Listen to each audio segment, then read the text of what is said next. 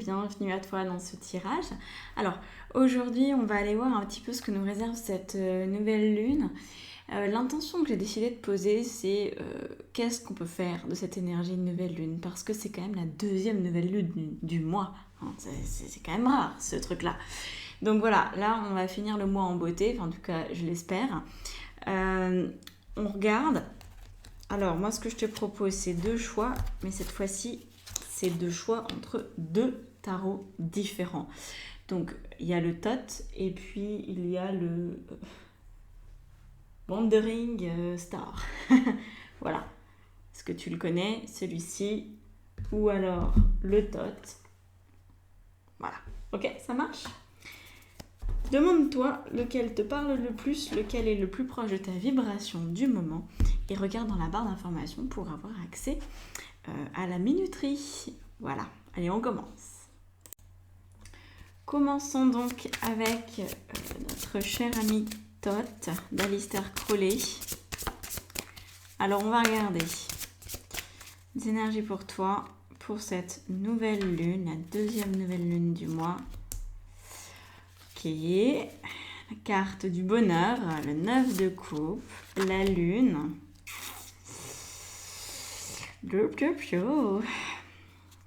C'est joli, mais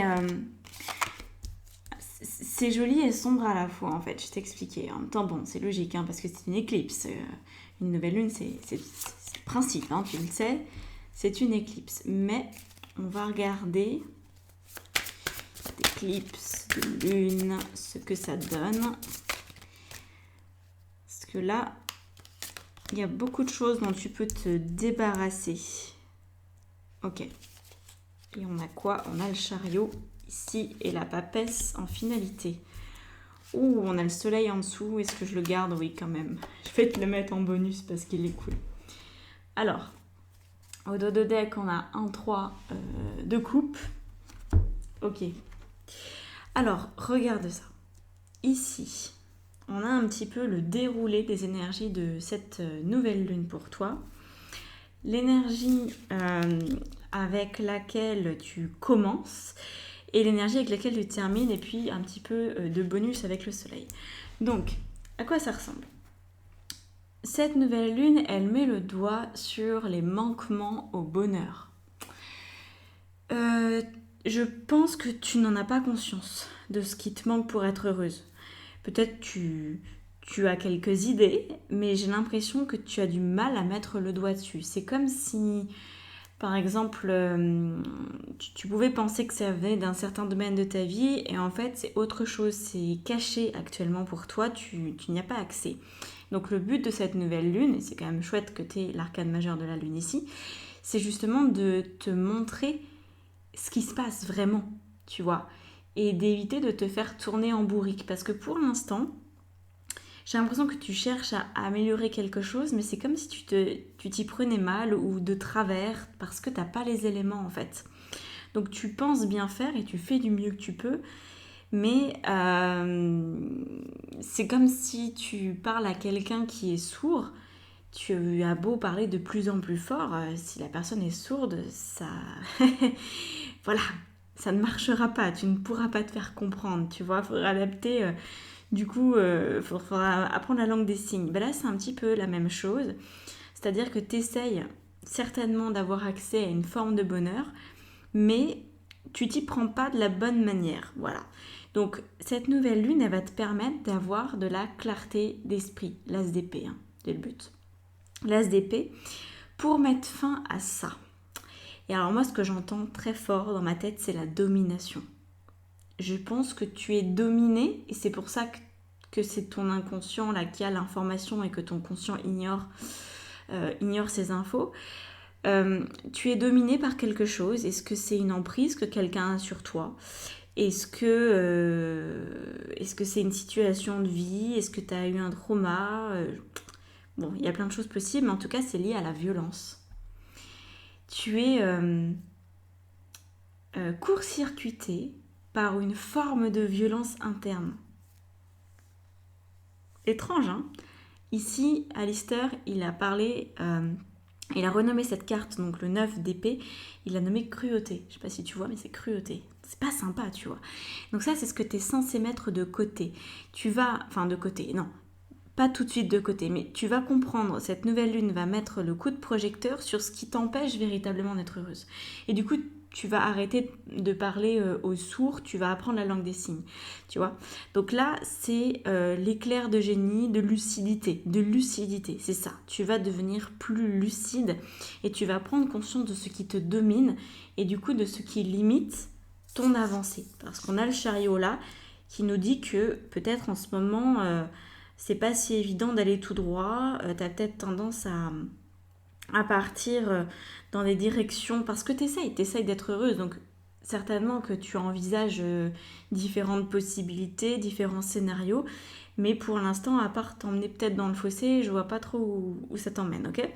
Donc là, ça c'est intéressant de voir que tu tentes, mais que tu t'y prends pas correctement. Donc cette nouvelle lune, je pense que fais attention à ton intuition parce qu'on a la prêtresse, qui est en fait la papesse, ok, qui nous indique que cette nouvelle lune va pour toi être hyper intuitive. Donc tu vas avoir beaucoup d'éléments qui vont te venir pendant cette période qui dure ces 2 jours avant, 2 jours après, où c'est l'énergie est la plus intense. En plus, je crois qu'on a Mercure qui arrive, il arrive où Mercure? Je me demande s'il n'arrive pas en poisson, je voudrais pas dire de bêtises, mais je sais que Mercure est en train de changer de cap avant de rétrograder début mai. Et on voit que, en fait, Mercure, si tu veux, c'est la planète de la réflexion, de la pensée, de la logique, de la communication.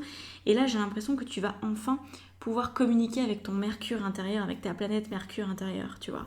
Parce que tu vas piger ce qui te bloque vraiment dans ton avancée. Et tu vas cesser de pédaler dans la semoule. Parce que vraiment, là, j'ai la sensation que tu pédales dans la semoule, que tu fournis des efforts, mais que ça peut pas fonctionner parce qu'en fait, tu n'agis pas exactement à l'endroit où c'est nécessaire.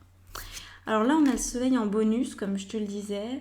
Moi, cette carte, elle évoque assez simplement une aide extérieure, une fraternité, une sororité, un ami, la personne avec qui tu es en couple, quelqu'un qui voilà, vient t'apporter un soutien.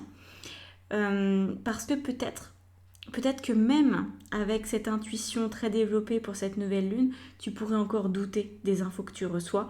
Et donc peut-être que si une autre personne qui est proche de toi et en qui tu as confiance te fournit ces infos, bah, ça va venir te conforter dans ton ressenti et tu vas dire « Ah oui, bon, c'est vraiment ça, il est vraiment question de tel et tel élément, voilà, mon intuition était juste, etc. » Donc compte sur les autres.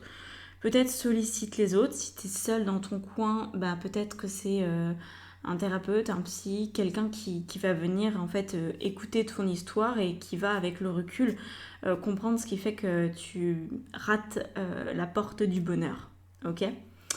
En tout cas, ça me semble être plus proche que ce que tu peux imaginer, mais je veux pas trop m'avancer, mais le fait que la lune sorte ici, ça évoque quand même la forte probabilité que ce que tu vis, ce soit pas évident et que ça a été enfoui depuis très longtemps. Donc peut-être que ça va te donner la sensation de te prendre une claque, peut-être. Est-ce que ça sera doux ? Je ne pense pas que tu vives une nouvelle lune très douce. Elle va être remplie d'éclairs, de déclics et de lucidité. Mais je vois pas trop de douceur en fait. Parce que là, j'ai plutôt l'impression que c'est la bulle qui remonte à la surface et que tu vas percer par ta propre lucidité. Mais du coup, c'est pas très tendre en fait comme processus. Donc vraiment, repose-toi sur des personnes qui sont proches de toi, qui vont pouvoir te soutenir, qui vont pouvoir te conseiller, qui vont pouvoir t'encourager.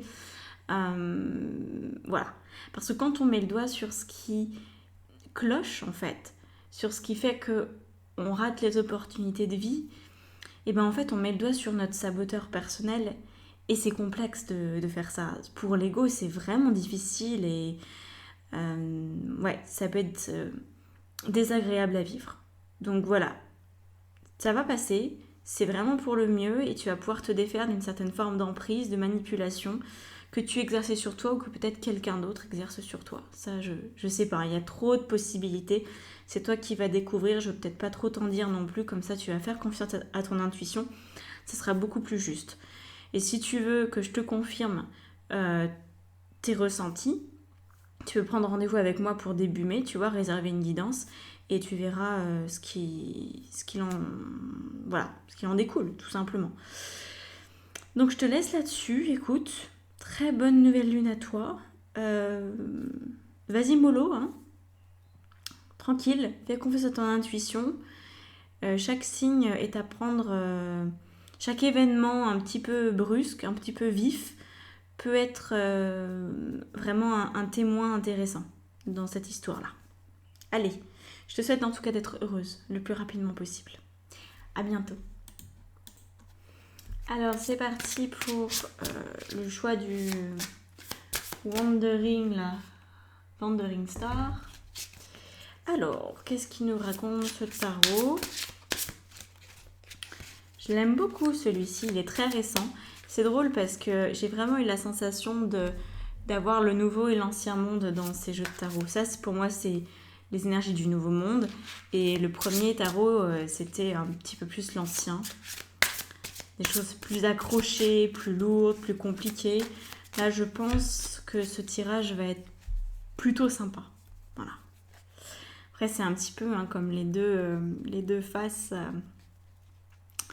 d'une pièce de monnaie. Les deux coexistent, l'ancien et le nouveau, l'ombre et la lumière. Alors, qu'est-ce qu'on a pour toi? Le 5 de denier. Oh. D'accord. Alors, je tire les cartes. Je t'invite à les regarder. T'en imprégner, des dessins, tout ça. Les dessins sont normalement assez visibles parce que on est sur un jeu qui est très, très coloré. Sympa. Alors, t'as que 4 cartes et on va regarder ce qui se passe en dessous. Et l'ermite. Ok. Alors, qu'est-ce qui se passe pour toi? Donc, ce qui se passe pour toi, c'est déterminé avec là. Alors, tu as la sensation, peut-être en ce moment, d'être limité dans ta capacité d'avoir des projets ou de créer ta propre vie, ta propre manière de vivre. Pour autant, il y a énormément de solutions pour toi et de cadeaux. C'est vraiment très très joli comme énergie, comme vibration. Ce tirage, j'aime beaucoup beaucoup. Donc le 5 de denier nous dit que tu as la sensation d'être en manque de quelque chose pour créer. Tu vois, là on a la carte du créateur qui est une carte qui n'existe que dans ce jeu-là.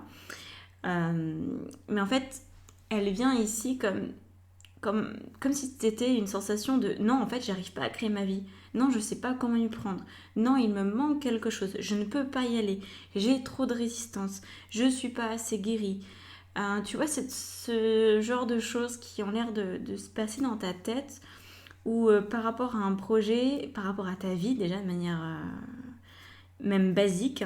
C'est comme si tu ne te sentais pas forcément l'élan, l'énergie, la capacité, ou même que ça serve à quoi que ce soit d'avoir des projets en ce moment, que tu as du mal en fait. Voilà, tu as du mal à avoir comme une continuité, on dirait bien, dans tes projets.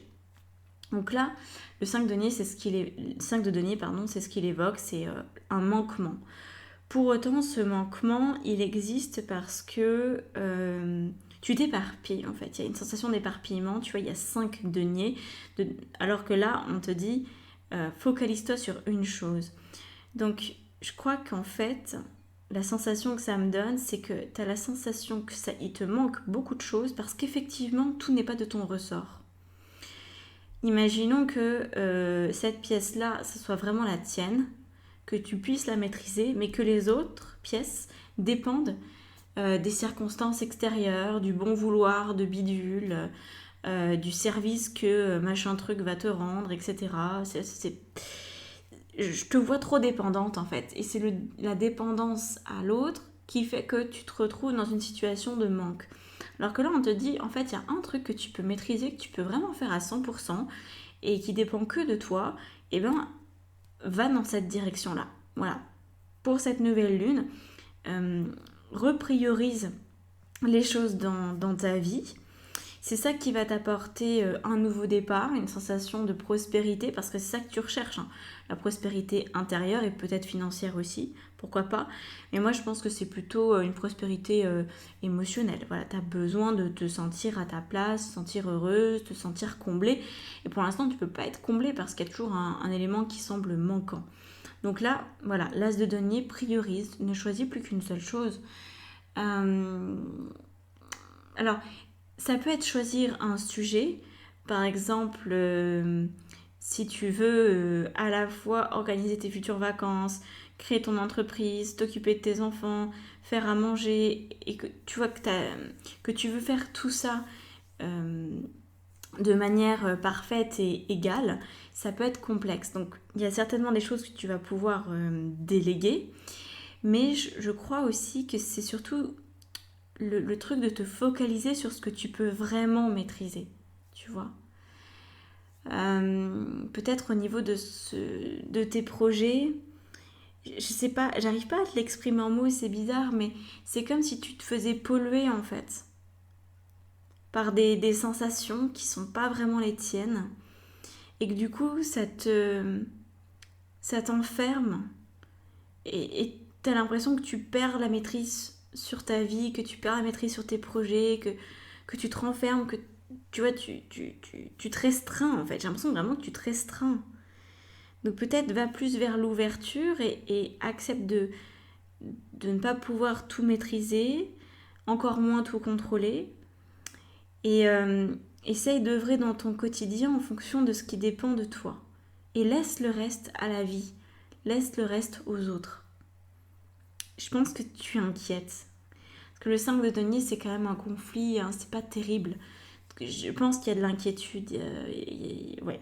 Il y a la peur de manquer, il y a la peur peut-être de galérer financièrement, matériellement, peut-être au niveau de ta santé, voilà. Donc là, focalise-toi sur ce que tu peux maîtriser. Ici, on a le pape et l'impératrice qui vont du coup ensemble et qui font écho au 6 de coupe. En fait, j'ai l'impression que quand tu te focalises sur ce que tu maîtrises, tu retrouves ta magie personnelle.